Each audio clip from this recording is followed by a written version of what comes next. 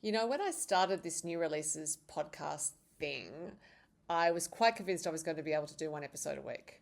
I thought this will be great. I will have the new releases to listen to. I will choose some. I'll cover it in an episode. What I did not take into account was the amount of time it would take me to write scripts actually for it, because I want to make sure I have some information in here to support the listening experience, and also, frankly, because I have an APRA license, which means I have to have at least 20% talking on these episodes. So yeah, that's taken a bit longer than I planned, but I'm still doing it. I'm still here covering some new releases that I would like you to know about from the world of Australian country music. So the first up for this episode is Bigger Things by Nathan Lamont. Nathan is a country pop artist from Wagga Wagga, New South Wales, and he is a regular interviewee for me because, well, I love his music and he is great to chat to.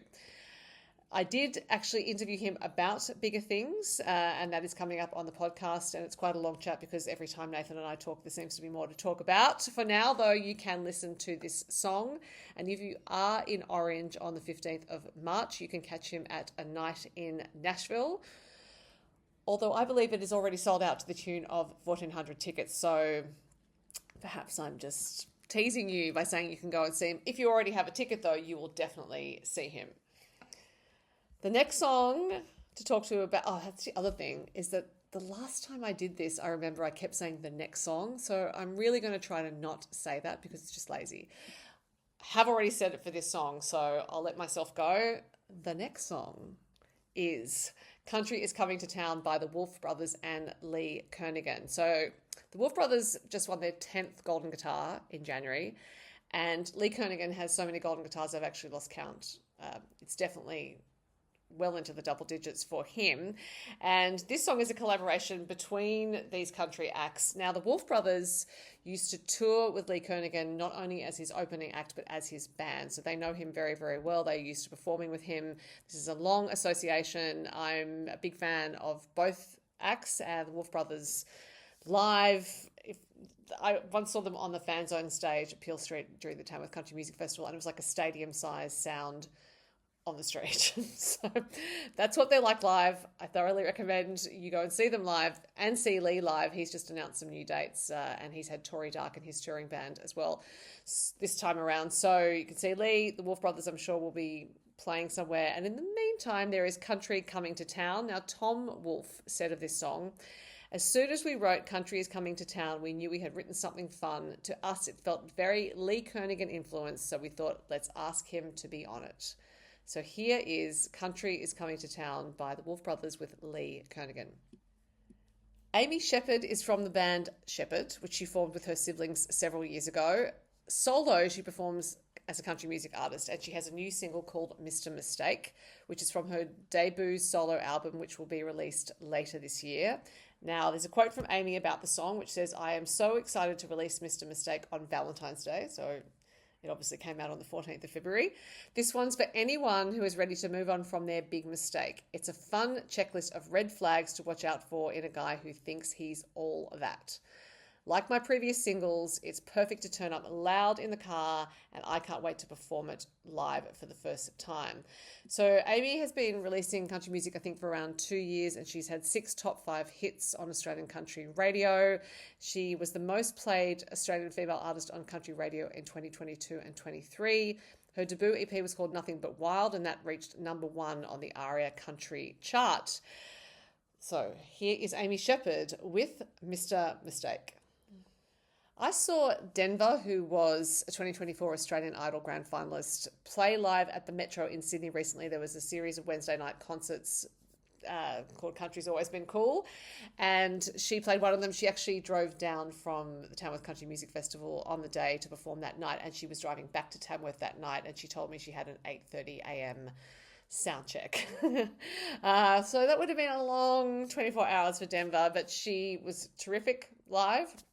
Really engaging. There is some live video on my social media channels, including YouTube, if you would like to hunt that out and see what she's like live. And during that gig, she told us the story of her latest single, Valentine's Day. So it was about a young man who broke up with her just before she was about to play a show. He broke up with her on the phone. I think it might have even been a text message. needless to say, she got some good material from it, and that is in this song, Valentine's Day. So during Tamworth, when she was coming and going from, she played at Kicks Live in the Park. She was also nominated for New Talent of the Year at the Golden Guitars this year, and she's joining Adam Harvey on tour, and she will play CMC Rocks in a little while. So Denvah is having a great year post-Australian Idol, and I'm sure she will continue to have. A bit more of a bluesy song is Wildfire by Genevieve Chadwick. Now, Genevieve is working towards the release of her third album. This is a firecracker of a song, and yes, that pun is intended. I'll congratulate myself about it later. So, says Genevieve of this song, the lyrics delve into escapism and the consequences of not facing the truth. Wildfire is a call to confront the chaos within, despite the costs and fallout, reminding us that true transformation often begins with an honest reckoning. The track was produced by Genevieve along with longtime Casey Chambers collaborator and drummer Sid Green, and has Mick Maloof on bass, and Genevieve played acoustic guitar. Michael Carpenter is so prolific an artist, releasing singles with the Banks Brothers, with whom he's had Golden Guitar accolades, and the April Family and the CRC, that I hadn't realised that he had not released a solo single for quite a while, until his new song, If Tomorrow Was Today, came out a little while ago. I love Michael's voice and his melodic sensibilities, and they are both on display in this song, of which he says, "I'd been thinking that I'd been hiding behind my side projects for long enough. I love all of these projects and I am very proud of what they've achieved. But I think this song has inspired me to be brave enough to take a step forward again." So I believe he is working towards some more solo releases, and you can now listen to If Tomorrow Was Today. I interviewed Shara Rose a few months ago for the second time, and I am always keen to hear new music from her. She is a singer and a songwriter and a dancer. She's put on her own show, touring various parts of Australia. Excuse me. And she creates heartfelt country pop that comes from a place of deep emotion and self-awareness. And this song, All I Want, is no different. Tori Darke is in the middle of a tour with Brad Butcher after they teamed up on The Voice last year and released the single The Chain. But Tori has a different teammate at the moment in the form of her longtime friend Jay Santilli, who is an artist from Melbourne. They have released a fantastic party single called Trouble, and I had a chat to them about it, so that will be coming up on the podcast. In the meantime, if you happen to be having a party anytime soon, put it on the playlist or just enjoy it on its own. Also coming up on the podcast is Clancy Pye, whose new single, Days Like This, will get you in the heart from the first verse. Clancy is working towards an album release, and I can't wait for that, as I think she's a terrific songwriter as well as performer. I saw her live last year opening for and as part of the band for Jason Owen and Tanya Kernaghan, and she is excellent. She comes from Oberon, or the Oberon area in New South Wales. I'm not sure if she's still there, but she grew up there, and I think she's still in the central west of New South Wales. So Clancy too is playing at a night in Nashville, which I mentioned earlier in relation to Nathan Lamont. But if you don't have tickets, too late. The last track to play for you is Tennessee Tipsy by Sons of Atticus, which is a duo featuring Dylan Wright, who won Australian Idol last year, and his longtime friend Matthew Joyce. Sons of Atticus existed before Australian Idol, and they played at the Tamworth Country Music Festival early last year. I could barely get in to see them play in this bar, The Welder's Dog, because they were extremely popular even before Australian Idol. And I also interviewed them a while before that, and I thought their classic country sound was so strong, and they have a great rapport with each other.